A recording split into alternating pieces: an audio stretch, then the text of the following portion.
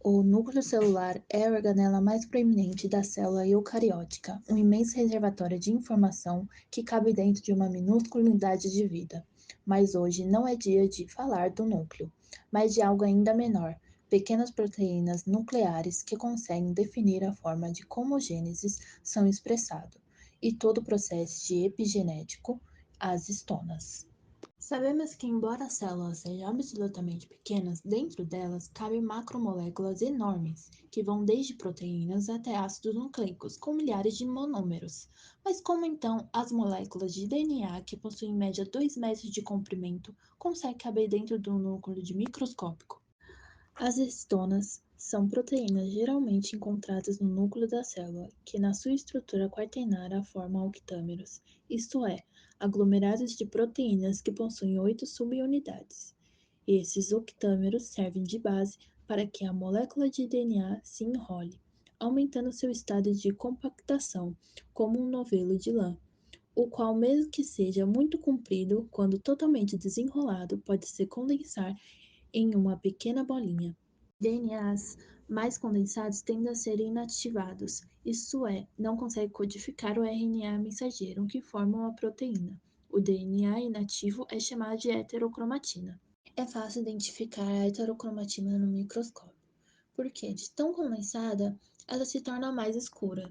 Um caso notável da heterocromatina é no segundo cromossomo X de alguns humanos, o qual é inativado e forma uma estrutura escura no microscópio, ganhando o nome de corpúsculo de Barr. Além de compor a estrutura do núcleo celular, a heterocromatina ocupa os centrômeros e os telômeros do cromossomo, sendo essencial em diversos processos celulares. DNAs menos condensados são geralmente ativos e possuem expressão gênica. Essas são chamadas de eucromatina, a verdadeira cromatina. Cromatina é uma estrutura dentro do núcleo formada por um conjunto entre as histonas e o DNA. O que define as suas histonas vai deixar a cromatina mais compacta ou mais solta, é o seu estado de acetilação. As histonas são proteínas que possuem aminoácidos alcalinos e cheios de cargas positivas, enquanto o DNA possui fosfatos cheios de cargas negativas, o que faz com que os dois se atraiam e fiquem juntinhos na cromatina.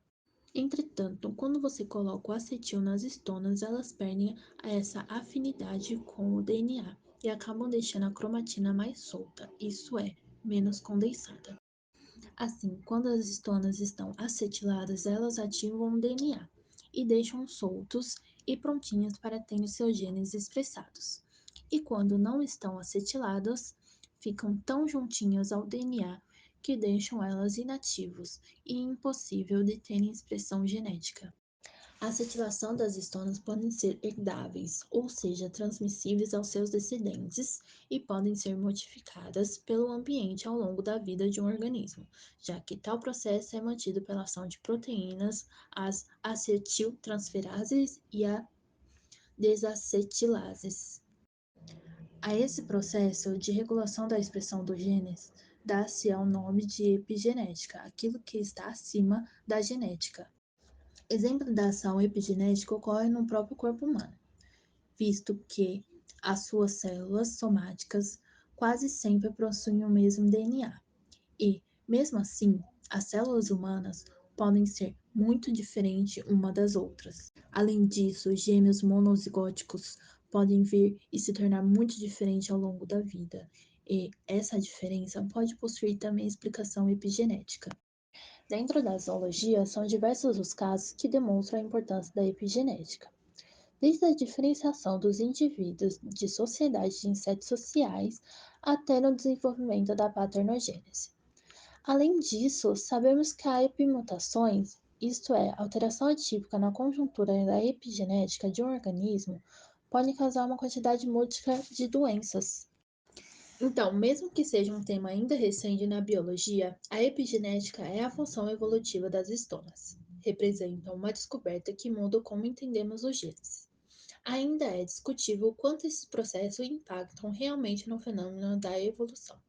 Mas um fato em que poucos se arriscam a contrariar é que, sobre essa temática, a humanidade ainda tem muito a descobrir.